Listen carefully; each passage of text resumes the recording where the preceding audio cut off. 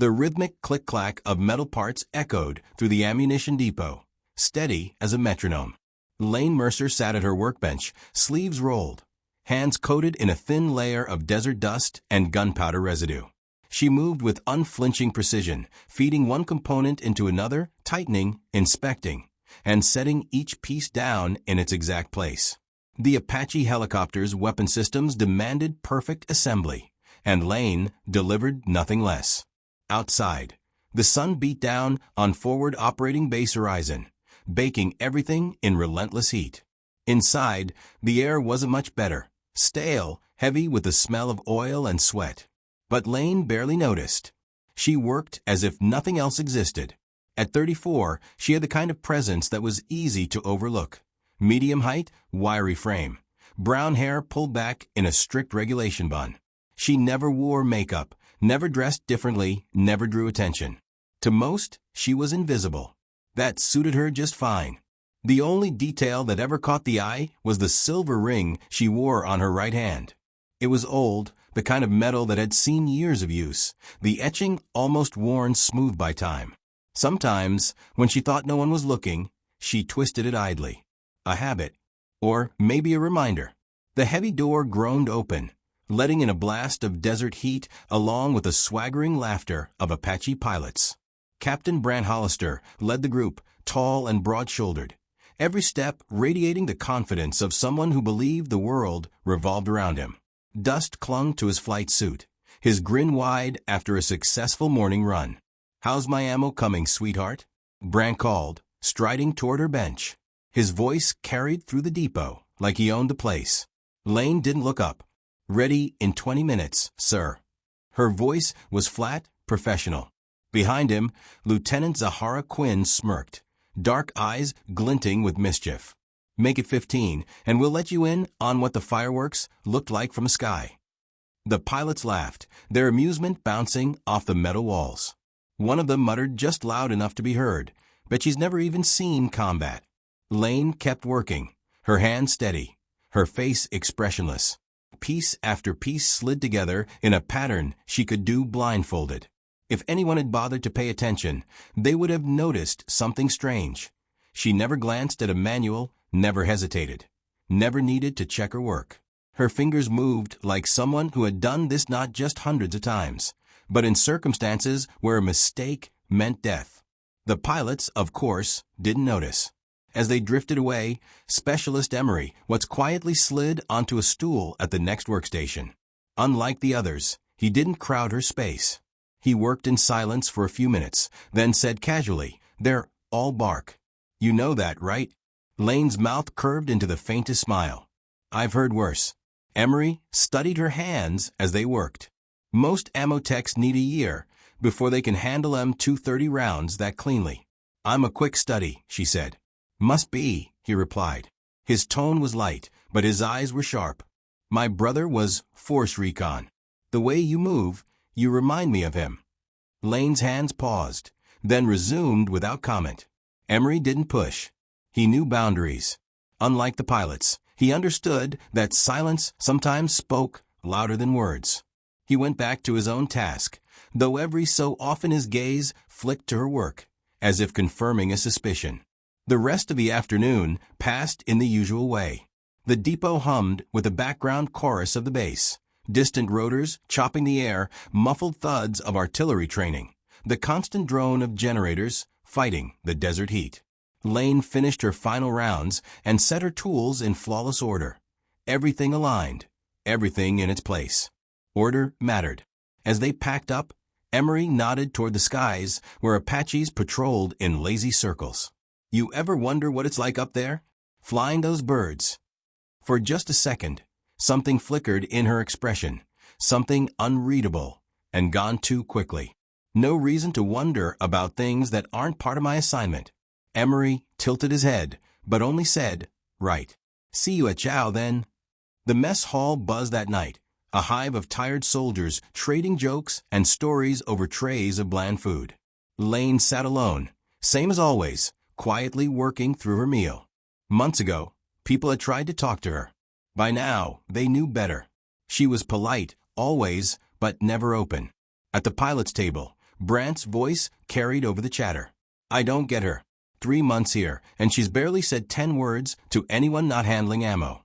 Maybe she's shy, one pilot joked. Maybe she's CIA, Brant said in mock seriousness, lowering his voice like he was sharing a state secret. Deep cover.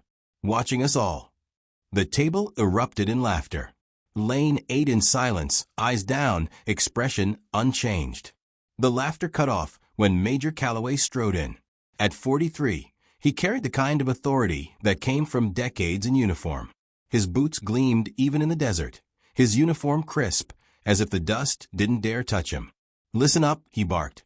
The room quieted instantly. General Sullivan will be here tomorrow for inspection. 0800 sharp. I want this place spotless. This is not ceremonial. He will find problems if they exist. A ripple of unease ran through the room. Everyone knew the name. General Thaddeus Sullivan. A legend. A commander with scars from every battlefield that mattered. Whispered to have led missions no one was allowed to admit had happened. Across the mess hall, Brant called, "Better polish your bullets, sweetheart." His table roared with laughter again. Lane rose, tray in hand, and slipped out without a word. Most didn't notice, but Calloway's eyes tracked her exit, narrowing slightly. Her quarters were as stark as everything else about her. A cot with hospital corners sharp enough to cut skin, a desk with nothing but a lamp and manuals stacked neatly, a duffel bag at the foot of the bed. She sat on the edge of the cot, reached beneath, and pulled out a metal lockbox. Her fingers hesitated before spinning the dial in a practiced rhythm.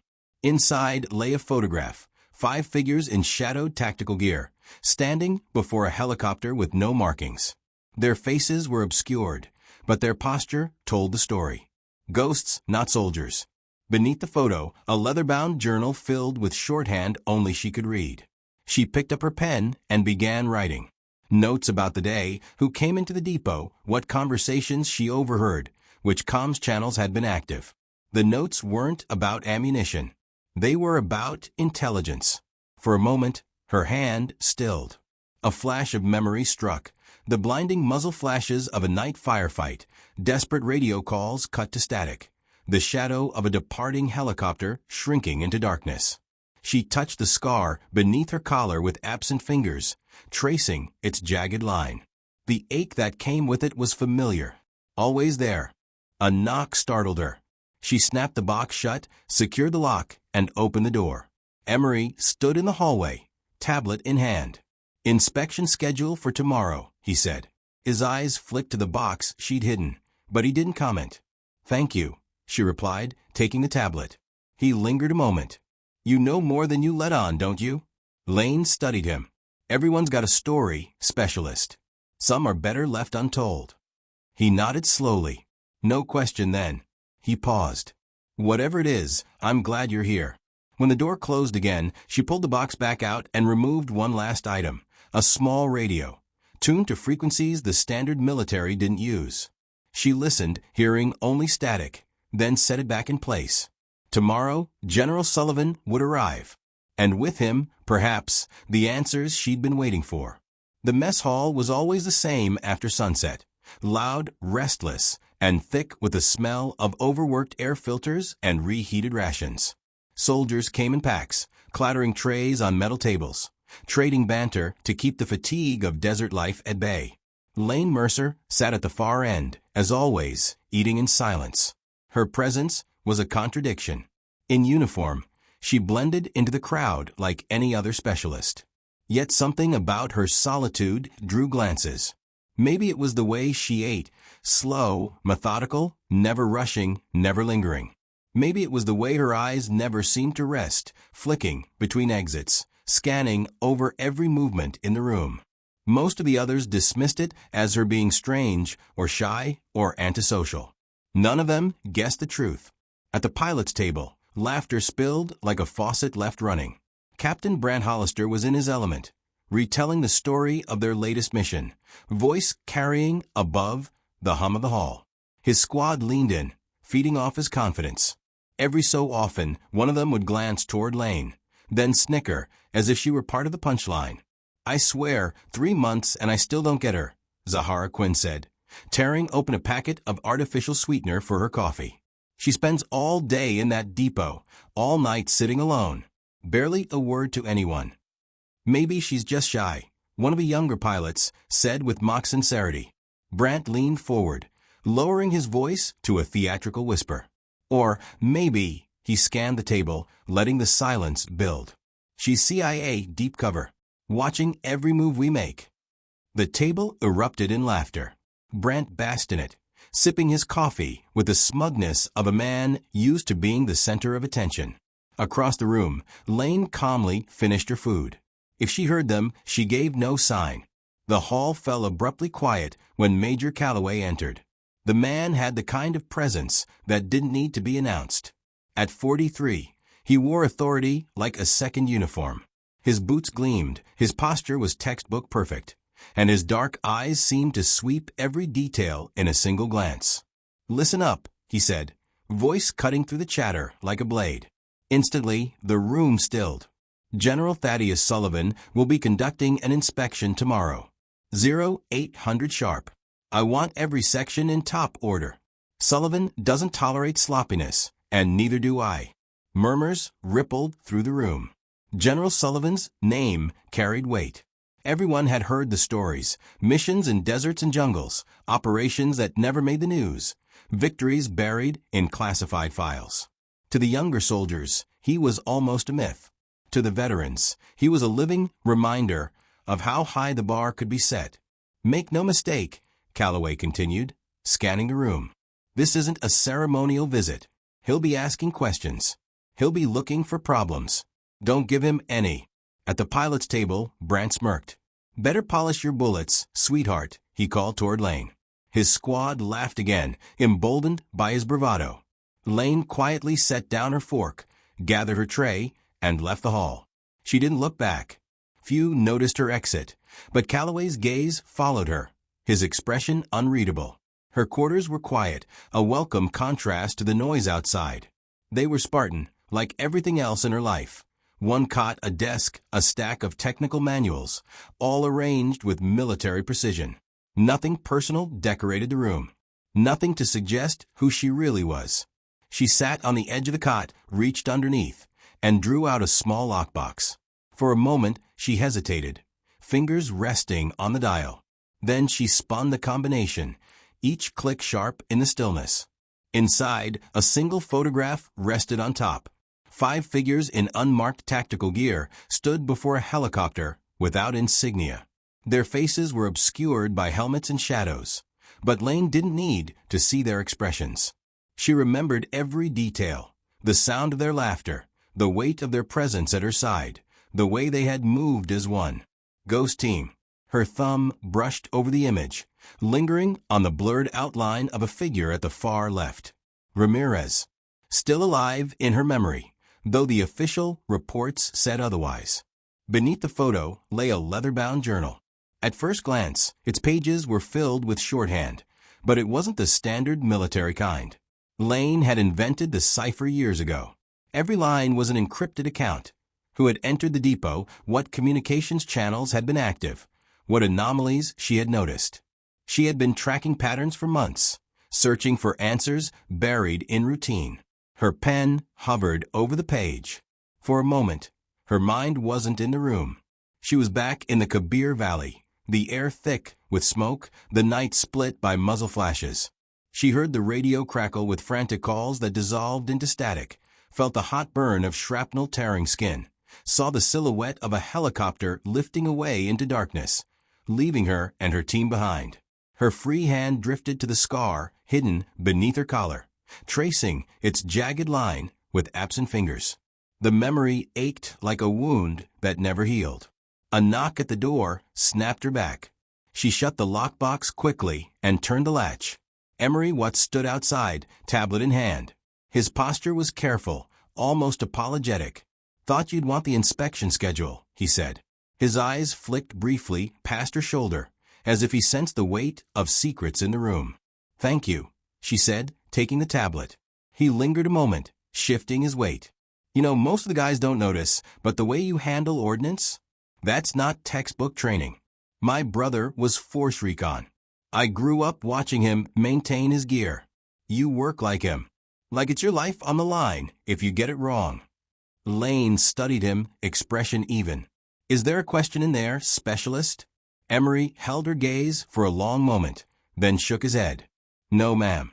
Just an observation. He hesitated, then added quietly, whatever your story is, I'm glad you're here. After he left, she returned to the lockbox. This time, she pulled out a small radio, modified to tap into frequencies the regular military never used. She switched it on. Only static answered. Tomorrow, General Sullivan would arrive. The man whose name was tied to operations no one dared to record. Lane stared at the radio, listening to the silence. Tomorrow, the past she had buried might finally catch up. At precisely 0755, the depot was spotless. The benches gleamed, tools aligned with ruler-straight precision, ammunition stacked like polished chess pieces. Lane Mercer stood at attention beside her station, uniform pressed, boots clean, hair pulled tight against her scalp. On the surface, she was no different than any other specialist preparing for an inspection. But inside, every nerve was tuned, every muscle ready. When the heavy doors swung open, Major Calloway's voice rang out. 10 Hut. The entire room snapped into formation. General Thaddeus Sullivan entered, flanked by aides and security. At 62, he carried the weight of his years like armor rather than burden. His frame was broad, his posture straight, and his movements economical, betraying the habits of a man who had spent his entire life in the field. Rows of ribbons gleamed across his chest, each one a story of battles fought across deserts, mountains, and jungles. His steel-gray eyes swept the room, missing nothing. As you were, Sullivan said, his tone clipped. Soldiers relaxed slightly, though no one dared to look casual. Calloway stepped forward. Ammunition depot ready for inspection, sir. Proceed, Sullivan replied. He moved down the line, methodical. He questioned protocols, examined records, tested knowledge. When he spoke, it wasn't the detached curiosity of a ceremonial figurehead. He knew the subject matter intimately. He asked about storage, humidity levels, fuse handling, and emergency procedures with the precision of someone who had done this work himself. Lane kept her eyes forward as he drew closer. Her heart ticked faster, but her face betrayed nothing. Sullivan stopped at her station. His gaze moved over the ammunition before him. The arrangement wasn't standard. She had designed it for efficiency, accessibility, and safety beyond what the manual prescribed. It was a configuration no one at Fort Lee would have taught. Impressive setup, specialist, Sullivan said, his voice neutral. Where did you train? Fort Lee, sir. Basic ordnance maintenance. Lane's tone was crisp, unshaken. Sullivan's brow furrowed. Fort Lee doesn't teach this. Personal improvement, sir. I found this method more effective. He studied her a moment longer, expression unreadable. Then he picked up an assembled belt, weighing it in his hands. His eyes narrowed. This technique reminds me of how certain units assemble their custom loads. Very precise. Too precise. Thank you, sir. Lane's voice gave nothing away. He was about to move on when something caught his eye. As she handed him another belt, his gaze dropped to her hand, to the ring, the silver band with the weathered trident symbol. For a heartbeat, the depot seemed to freeze. Sullivan's face drained of color, his hand stilling mid-motion. His breath caught in his chest. The general, known for his iron composure, looked as though he had seen a ghost. Silence spread as soldiers noticed the change in his demeanor. Sullivan stared at Lane, his eyes sharp with sudden recognition. Then slowly he straightened. He raised his hand in a salute, not the casual acknowledgement of a general to a subordinate, but the formal, precise salute of an officer to an equal. The room erupted in murmurs. Confusion rippled through the ranks. Brandt and his pilots exchanged puzzled looks. Even Calloway, usually unreadable, stiffened with surprise. Everyone out, Sullivan said quietly. No one moved. Now, his tone snapped like a whip. Reluctantly, soldiers began filing toward the doors, whispering among themselves. Calloway lingered. Sir, protocol requires. That will be all, Major. Sullivan cut him off, eyes never leaving Lane. His voice brooked no argument. When the last person was gone, the heavy doors closed, leaving only Lane and Sullivan in the echoing quiet. The general stood ramrod straight. "Lieutenant Commander Mercer," he said, his voice low, almost reverent. "Ghost team, Kabir Valley." Lane's mask slipped. Not much, but enough. Her shoulders shifted, her posture altering. She no longer looked like a quiet ammunition tech. She looked like someone who had led men into the fire and brought them back out. "That name doesn't exist anymore, sir," she said softly. Sullivan's eyes burned with memory. 3 Medal of Honor recommendations, all classified. "Your team extracted my son's recon unit when everyone else called it suicide. They told me the extraction pilot was Kia." Lane's hand twitched, almost unconsciously, toward the scar under her collar. That was simpler than the truth. "You nearly died that night," Sullivan said, voice rough. "But you brought them home. My son owes his life to you." Pain flickered across Lane's face, gone as quickly as it came. "We lost 4 operators. That's the only part that matters." Sullivan's jaw clenched. "Why are you here? With your record, you could have taken any assignment in the world. You could have retired with honors. Why hide as an ammunition specialist in the middle of nowhere?" Lane's eyes sharpened. "Because someone betrayed us that night. Someone with access to classified channels. The intel we walked into was too perfect. It wasn't luck, it was a setup. And intelligence pointed me here, to this FOB." Sullivan absorbed her words in silence. Then he nodded once, slowly. "And you've been waiting, watching." "I couldn't know who to trust," Lane said. "Only 6 people outside Ghost Team knew about Kabir Valley, and one of them sold us out." Understanding dawned on Sullivan's face. His expression hardened, anger flashing briefly in his eyes. A traitor at this base. Before Lane could respond, the world exploded. A deafening blast ripped through the eastern wall of the compound, shaking the depot to its foundations. Dust rained from the ceiling. The sharp wail of alarms cut through the air, mingled with the staccato rattle of gunfire. Sullivan's head snapped toward the door. Lane was already moving, her instincts instantaneous. She grabbed her vest, slung it over her shoulders, and reached for the nearest secured weapon. Their eyes met in the chaos, and without speaking, both reached the same conclusion. The conversation was over. The attack had begun. The blast rattled the depot like a drum struck from the inside. Alarms wailed, red lights strobed, and dust cascaded from the ceiling in choking waves. Lane Mercer was already in motion, pulling her vest tight and slinging a rifle across her chest. Sullivan moved with equal speed, the instincts of decades in combat overriding ceremony. They burst through the depot doors into chaos. Smoke boiled up from the eastern perimeter, where a gaping wound had been torn in the base wall. Flames licked the sky. The sharp crack of gunfire blended with the dull roar of artillery. Soldiers scrambled for cover, shouting orders drowned out by the rising din of battle. Multiple breach points, a bloodied guard shouted, staggering past them. His face was streaked with crimson, his voice raw. "They knew exactly where to hit us." Lane's eyes narrowed. Not random, not chance. Someone handed them our playbook. The Apache pilots sprinted toward their helicopters, weapons clattering against their gear. Brant returned a moment later, face pale. "Comms are down. Total blackout. We're flying blind out there." Emery appeared, clutching his arm, blood seeping between his fingers. "They've hit the fuel depot and the armory," he panted. That was the moment Lane shed the last remnants of her cover.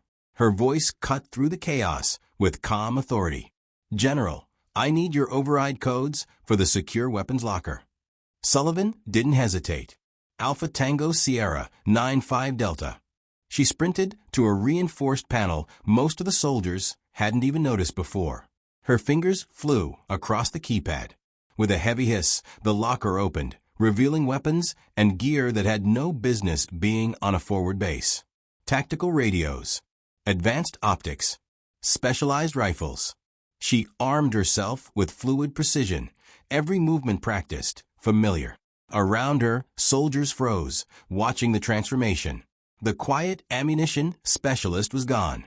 In her place stood someone else entirely, a commander. The pilots stared, disbelief etched across their faces. Brant sputtered, "What the hell is happening?" Sullivan turned on him, voice steel. "You're looking at the former commander of Ghost Team. 6 extractions behind enemy lines. 38 confirmed high-value eliminations. When she gives an order, Captain, you follow it like gospel."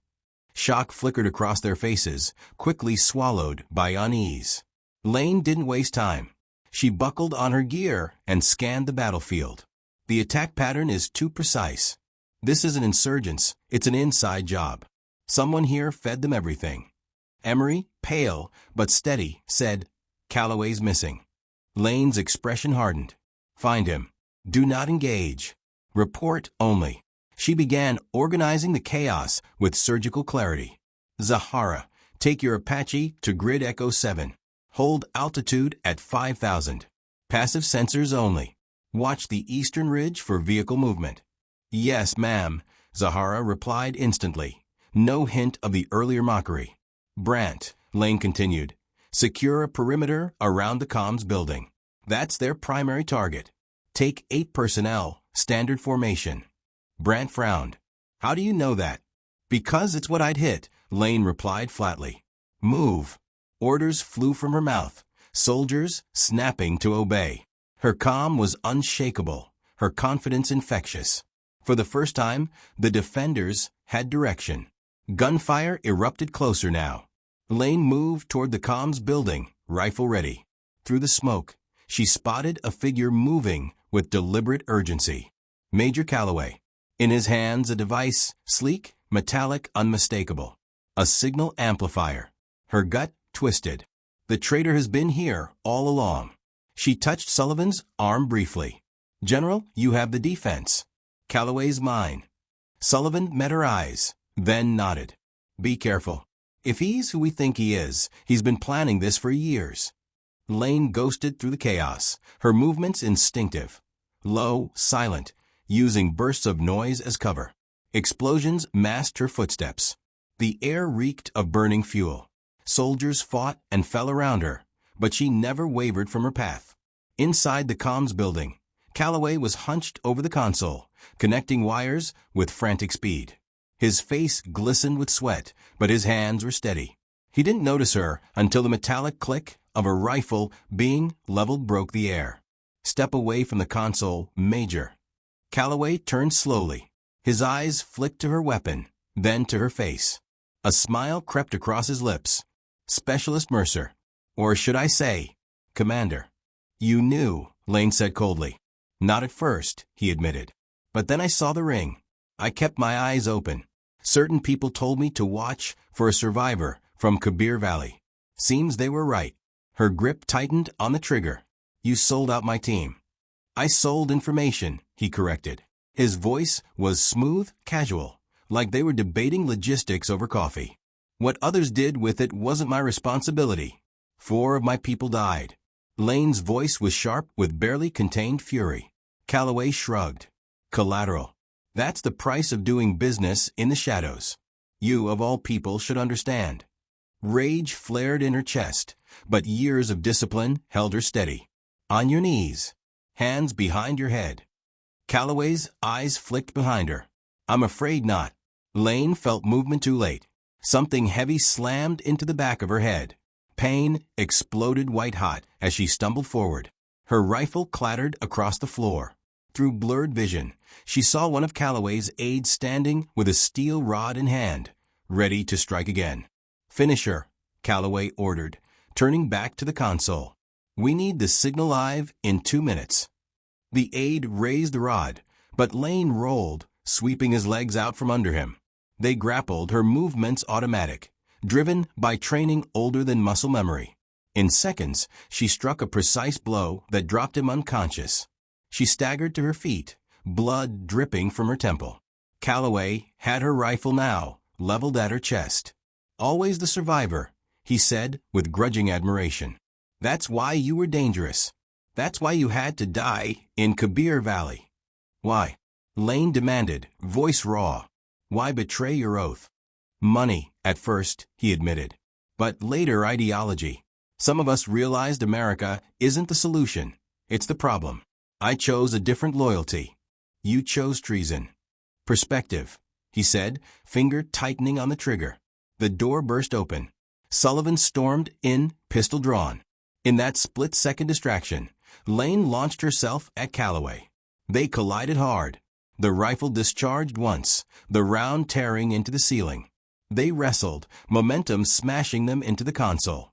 Lane drove her elbow into his ribs, wrenched the weapon free, and slammed him to the ground. Secure, she panted, pressing the barrel to his chest.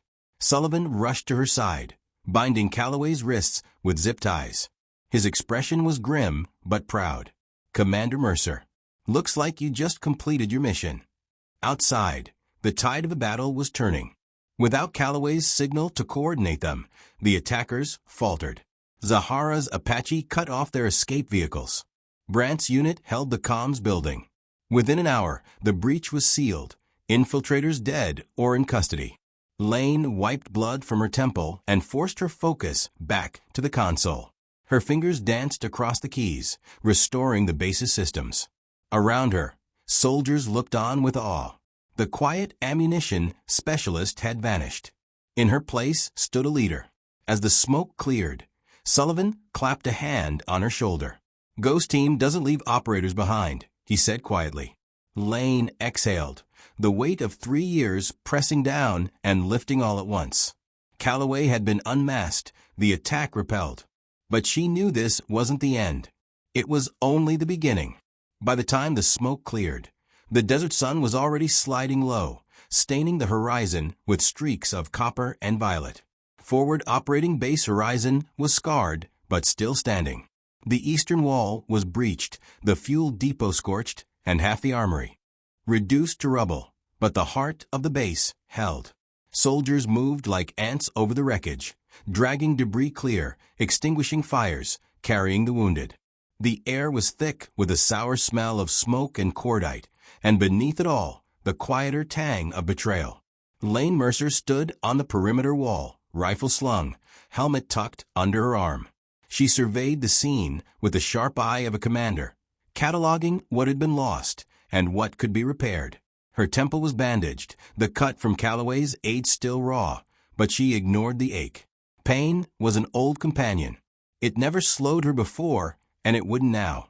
Commander, Sullivan's voice came from behind her. He rarely called her anything else anymore. Medical wants you in their tent. That head wound needs looking at. I've had worse, she said without turning. I know you have. He stepped up beside her, hands clasped behind his back. His eyes swept the base, seeing the same things she did. Destruction, resilience, and questions that weren't going away. But I prefer not to explain to command why I let a decorated officer bleed out on my watch. That earned him a faint smile, the first he had seen from her. She nodded once and followed him down into the heart of the base. Inside the medical tent, the air was cool, filtered through hissing machines. A young corporal cleaned the wound at her temple, applying antiseptic with careful hands. Lucky, he muttered. Another inch to the left, and this would be a different conversation. Lane sat still, unflinching, eyes already scanning the room for patterns. She barely heard him. Her mind was on Calloway, now locked in a reinforced cell, his smirk as sharp in memory as when she had him pinned to the floor. The tent flap opened. Brandt and Zahara stepped inside, followed by several other pilots. Gone were the cocky grins and careless swagger. They stood stiff, hesitant, almost formal. Commander, Brandt said, his voice low, awkward. We came to thank you. And to apologize. Lane looked at them. She saw the shift in their posture, the way they couldn't quite meet her eyes. Respect had replaced arrogance, but it was laced with shame. No apology necessary, she said evenly. I worked hard to be underestimated. Zahara's lips twitched. Well, you succeeded. Spectacularly. She reached into her pocket and placed something on Lane's cot. A new insignia, her true rank. Lieutenant Commander. Polished, gleaming, unmistakable. General had these rushed in. Thought you might want to wear them again. Lane picked them up, thumb brushing the surface. They felt heavy, not the weight of the metal, but of the identity she had buried for 3 years. "Thank you," she said softly. Emery appeared at the doorway, his arm freshly bandaged. He offered a small, tired smile. "Guess my brother was right. I know a real operator when I see one." Lane inclined her head. "Your brother taught you well." Sullivan entered last, holding a folder. "If you're all done gawking at the commander, I need a word with her." The others saluted and withdrew, leaving Lane and Sullivan alone. He handed her the folder. Inside were 2 sets of papers. "One restores your true identity," he said. "Lieutenant Commander Mercer, Ghost Team. Official, recognized, everything that was taken from you given back." The other creates a new cover. A clean slate. Anonymity if you want it. Lane studied the pages. Her fingers lingered on her real name. "Why would I keep hiding? Calloway's finished. The mission's complete." "Maybe," Sullivan said carefully. "But we're not sure he acted alone. His network could run deeper. Yesterday's attack was too organized for a single traitor." Her eyes narrowed. "You think there are others?" "I think you could still be a target," he said. Lane weighed the choices. Hide again or step into the light. For 3 years she had lived in shadows, burying her name, her rank, her team. All of it for one mission. Now that it was over, she felt the weight of the decision press against her like armor. "If I stay hidden, I'm running," she said finally. "If I step forward, I draw them out." Sullivan smiled grimly. "Exactly." She signed the reinstatement papers. Time to stop hiding. The next morning, the airstrip thrummed with the thumping of rotor blades. A nondescript helicopter descended, kicking up a storm of sand. Sullivan stood beside Lane, who wore her uniform with the insignia she hadn't donned in years. "They're here," Sullivan said simply. The door slid open, and 4 figures stepped out. 3 men, 1 woman. All carried themselves with the unmistakable bearing of operators, though scars and prosthetics marked what they had endured. For a heartbeat, no one moved. Then recognition swept across their faces like a tidal wave. Torres stepped forward first, stopping in front of her. He snapped a salute sharp enough to cut air. Then, breaking formality, he pulled her into a crushing embrace. "We thought you were dead," he said, voice rough. "They told me the same about you," Lane replied, her composure cracking for the first time. Dakota shook his head, disbelief plain. "Even on the flight here, I didn't believe it. Thought it was a mistake." Winters, his right hand now a gleaming prosthetic, studied her with quiet awe. "How did you survive Kabir Valley?" "Patience. And a scar or 2, she said, touching her temple lightly. Ramirez, the team's medic, stepped close, eyes sharp. "You're injured now. Don't pretend it's nothing." Lane's lips curved faintly. Some things never change. For hours they filled in the missing years. Each had been scattered to distant posts, told the others were gone. Calloway's betrayal had stretched further than any of them realized, carefully separating them so the truth would stay buried. But now, together again, they were whole. That evening, Lane stood on the observation deck, watching the sun dip below the desert horizon. Sullivan joined her, quiet at first. "How does it feel?" he asked finally. "Being yourself again." "Strange," she admitted. "I got used to being invisible." "Some people can never be invisible," Sullivan said, "no matter how hard they try." She let the words sit between them, her eyes on the base below. Soldiers moved with new energy, glancing up at her from time to time. Word had spread about the ghost who had walked among them, about the commander who had taken control when it mattered most. "What happens now?" she asked. "That's up to you," Sullivan replied. "Ghost Team can be reactivated. Quietly, of course. There's still a network out there." Calloway was only one piece. Lane considered it. Her cover was blown, her mission complete. But the war in the shadows was far from finished. "Then we finish what we started," she said. Sullivan nodded. "I thought you'd say that." As night fell, Lane walked back through the base. Soldiers straightened when she passed.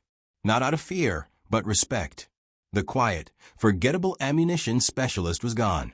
In her place was the commander she had always been. At the mess hall, a young private stopped her shyly. "Commander Mercer, I just wanted to say thank you. My unit would have been overrun if not for your orders." Lane inclined her head. "Just doing my job, Private." "That's what everyone keeps saying about you," the soldier replied. "That you do extraordinary things and call it just your job." He walked off, leaving her in silence. At her side, Torres spoke quietly. "Going to be hard to stay low profile now, Commander." "Maybe it's time to stop trying," she said. Her hand touched the ring on her finger, the small, weathered symbol that had given her away at last. Some things, she thought, were meant to be hidden. But some, like loyalty, courage, and truth, deserved to be seen. And she was ready to be seen again.